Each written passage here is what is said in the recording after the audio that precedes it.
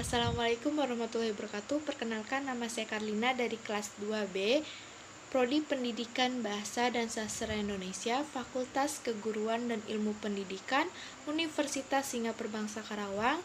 Kali ini saya membuat video memenuhi tugas berbicara yang diampu oleh Bu Ua Maspuro, SPD MPD, ingin menyampaikan laporan membaca buku novel yang berjudul Pada Senja yang Membawamu Pergi, karya Boy Chandra.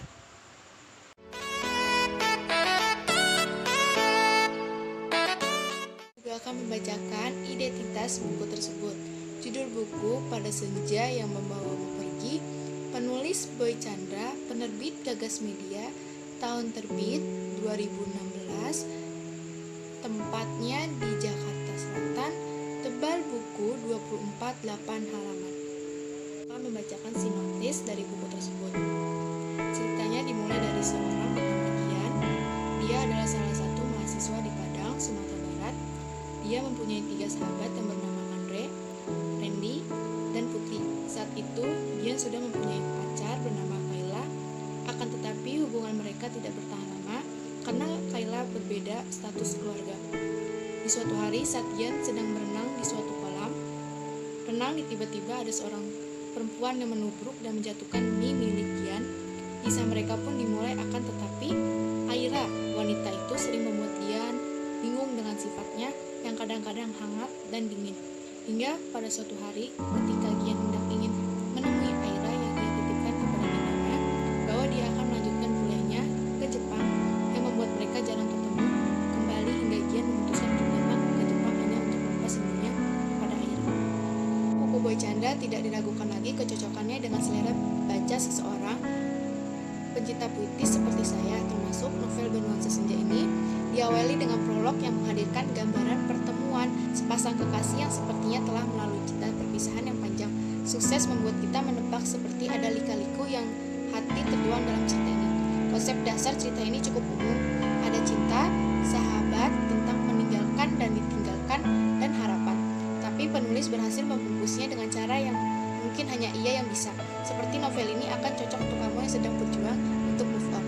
Seperti kata dalam halaman 68, hal paling sulit dari melepaskan diri dari orang yang kita cintai bukan menjauh dari fisiknya, melainkan menjauh dari perasaan kita sendiri. Perasaan yang masih menaruh harap kepada orang tersebut. Secara keseluruhan, novel ini berkisah tentang Gian yang patah hati karena diputuskan oleh Kayla bersama ketiga sahabatnya yang juga punya problem masing-masing. Ia berjuang untuk bangkit. Pada akhirnya ia bertemu dengan Aira.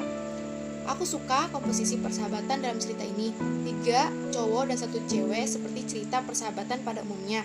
Di dalamnya ada cinta berselubung. Selain cinta, banyak hal mengejutkan di dalamnya. Saya paling suka dengan sosok Randy, playboy yang pada akhirnya mengambil keputusan yang mencengangkan semua orang, tapi kemudian merasa bangga terhadapnya. Hal ini juga yang membuat cerita ini lebih hidup. Keputusan seperti apa yang diambil oleh Randy, cari tahu sendiri dan membaca novel tersebut. Cerita ini kembali mengingat saya betapa penting arti seorang sahabat. Pada kutipan buku tersebut halaman 40, kami mengenalmu sudah 3 tahun lebih, jadi nggak usah merahasiakan apapun dari kami. Kami peduli padamu. Ucap Randy meluluhkan hatiku, membuat merasa tidak sendirian. Seminggu mencoba mengenal hati sendiri rasanya sangat melelahkan. Malam ini aku seolah memiliki tenaga lain, sahabat yang selalu memperhatikanku.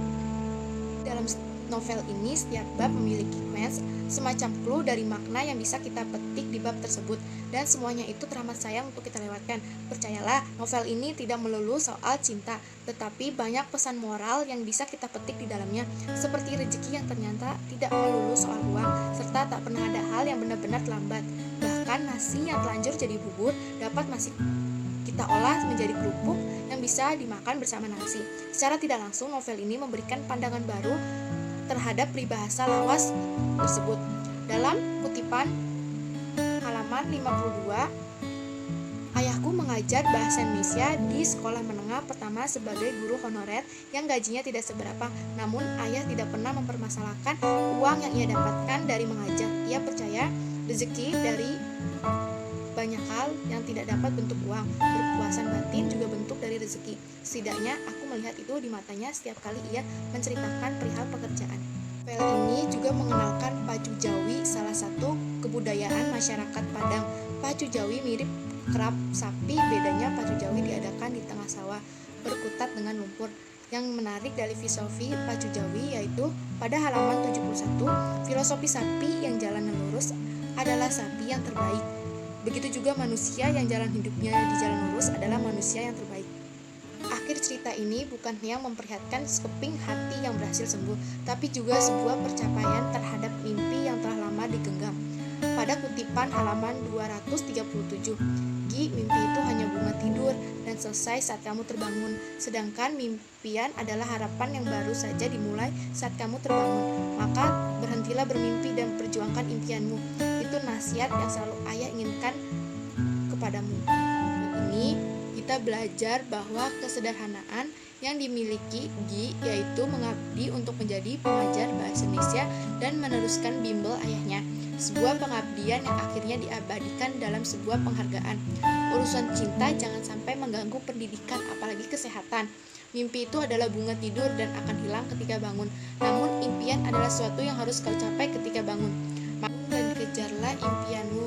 Sejauh apapun jarak dan tantangan, jika Tuhan mentakdirkan bersama dalam itu, ikatan apapun akan dilakukan. Ruangan dalam buku novel ini selain menampilkan kisah romansa, dalam novel ini juga banyak menampilkan budaya khas Indonesia yang berasal dari Sumatera Barat. Dan menurut saya, kekurangan cerita ini terletak pada bagian awal yang terkesan lamban, masa-masa patah hati Gian terlalu bertele-tele, sedangkan di akhir malah terburu-buru. Hubungan antara Gian dengan Aira masih perlu dieksplor. Selain itu ada beberapa tipe di halaman 85 dan 165. Itu yang dapat saya sampaikan. Mohon maaf apabila ada kata-kata yang saya sampaikan salah. Saya akhiri. Wassalamualaikum warahmatullahi wabarakatuh.